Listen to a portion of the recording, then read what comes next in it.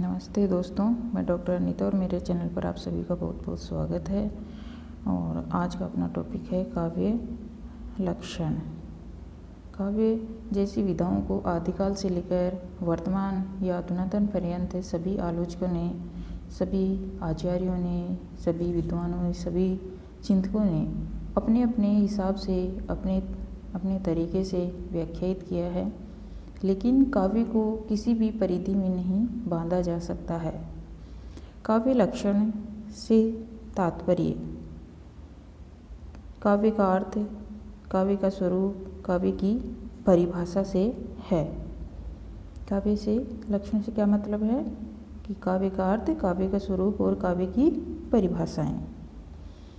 काव्य लक्षण को 3 भागों में विभाजित कर सकते हैं, बांट सकते हैं। पहला है संस्कृत आचार्यों द्वारा दिए गए काव्य लक्षण, हिंदी आचार्यों द्वारा दिए गए काव्य लक्षण और पाश्चात्य कवियों आचार्यों द्वारा दिए गए काव्य लक्षण। सबसे पहले देखेंगे संस्कृत आचार्यों द्वारा दिए गए काव्य लक्षण। इसमें सबसे पहले अग्नि पुराणकार के अनुसार काव्य लक्षण की क्या विशेषताएं हैं। तो संचयपाद वाक्यमिष्टार्थ व्यव चिन्हा पदावली वाक्यम स्फुरद अलंकार गुणव दोष वर्जितम। अग्नि पुराणकार के अनुसार संचयपाद वाक्यमिष्टार्थ व्यव चिन्हा पदावली काव्यम स्फुरद अलंकार गुणव दोष वर्जितम। यानी ये कह रहे हैं कि संचयपाद वाक्य इष्टार्थ यानी इष्ट अर्थ को संक्षेप में, इष्ट अर्थ को संक्षेप में व्यक्त करने वाली व्यवच्छिन्न पदावली और वाक्य क्या है, काव्य है। इष्टार्थ यानी इष्ट या अभीष्ट अर्थ को संक्षेप में व्यक्त करने वाली व्यवच्छिन्न पदावली और वाक्य क्या है, काव्य हैं। स्फुरद अलंकार, स्फुरद अलंकार के काव्य में कुछ मात्रा में, स्फुरद अलंकार के काव्य में कुछ मात्रा में क्या होते हैं, अलंकार होते हैं। वो गुणव दोष, गुण से युक्त होता है और दोष वर्जितम, और दोष उसके लिए वर्जित होता है। तो यह जो अग्नि पुराणकार के अनुसार काव्य लक्षण दिया गया है, यह साहित्य जगत का सर्वप्रथम प्रतिपादित काव्य लक्षण माना जाता है। इस काव्य लक्षण में निम्नलिखित 5 विशेषताओं से युक्त पदावली को ही काव्य माना गया है। जैसा कि अभी अर्थ देखा हमने कि संक्षेपाद वाक्यमिष्टार्थ यानी संक्षिप्त वाक्यों का समूह है, अभीष्ट या वांछित अर्थ की प्राप्ति, अलंकारों का स्पष्ट प्रयोग, गुणों से युक्त और दोषों से रहित। तो ये काव्य लक्षण के विशेषताएं मानी हैं अग्नि पुराणकार के अनुसार। दूसरा देखते हैं भरत मुनि। भरत मुनि का ग्रंथ है नाट्यशास्त्र। भरत मुनि के अनुसार मृदु ललित पदाढ्यम गूढ़ शब्दार्थहीनम जनपद सुखबोध्यम युक्ति नृत्योज्यम बहुकृत रसमार्ग संधि संधान युक्तम स भवति शुभ काव्यम नाटक प्रेक्षकाणाम। भरत मुनि क्या कहते हैं कि मृदु ललित, मृदु यानी कोमल और ललित यानी सुंदर, कोमल सुंदर, पदाढ्यम, पदाढ्यम यानी पदों से युक्त, और गूढ़ शब्दार्थहीनम और गूढ़ शब्द और अर्थ, शब्दार्थ यानी शब्द और अर्थ से हीन, जनपद जन समूह को सुखबोध्यम सुख देने वाली, और युक्ति नृत्योज्यम युक्ति और नृत्य से युक्त, बहुकृत रस मार्ग यानी बहुत से रसों से युक्त, और संधि संधान युक्तम संधि और संधान से युक्त, स भवति वह होता है शुभ काव्य यानी शुभ काव्य नाटक, वह नाटक शुभ होता है, और प्रेक्षकाणाम और दर्शकों के लिए शुभ होता है। तो ये मैंने इसका अर्थ भी साथ में लिखा है, ये आप देख सकते हैं जैसे कि मैंने समझाया। अगला कवि देखेंगे भामह। भामह का जो समय काल है वो है छठी सती और इनके ग्रंथ का नाम है काव्य अलंकार। भामह कहते हैं कि शब्दार्थो सहितो काव्यम, शब्दार्थो सहितो काव्यम, शब्द और अर्थ का समेकित रूप ही काव्य कहलाता है। भामह के अनुसार शब्द और अर्थ का समेकित रूप ही क्या कहलाता है? काव्य कहलाता है।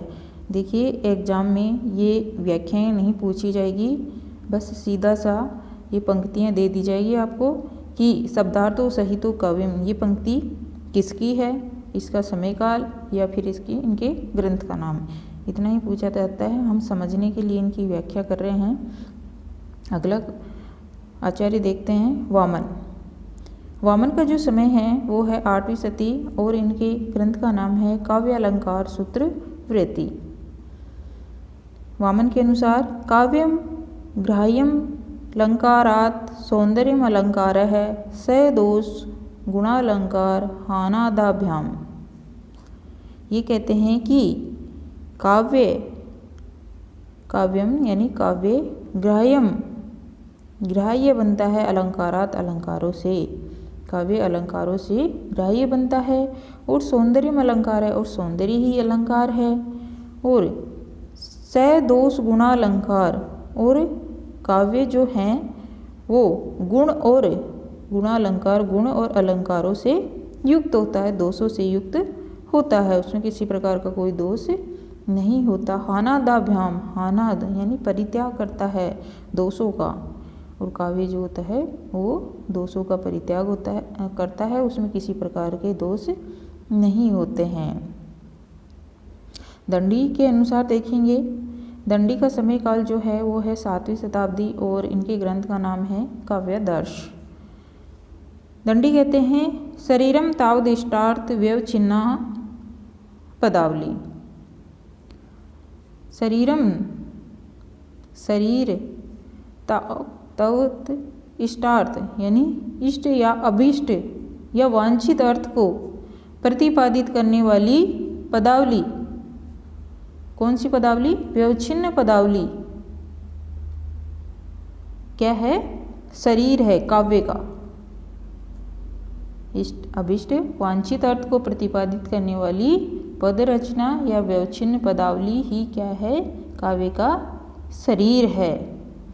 अगला जो आचार्य हैं वो हैं मम्मट।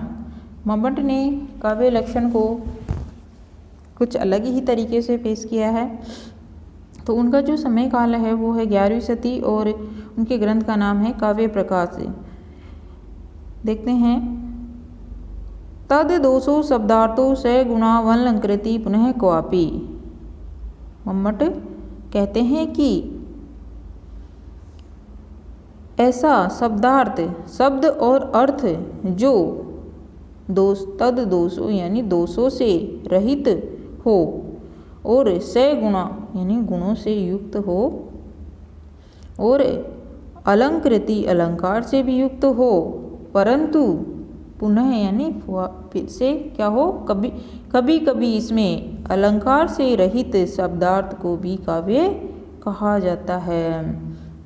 मम्मट क्या कहते हैं कि ऐसा शब्द या अर्थ जो दोषों से तो रहित हो, गुणों से युक्त हो और अलंकार से भी युक्त हो, परंतु कभी कभी अलंकार से अगर रहित भी है शब्दार्थ तो उसको भी हम काव्य कह सकते हैं।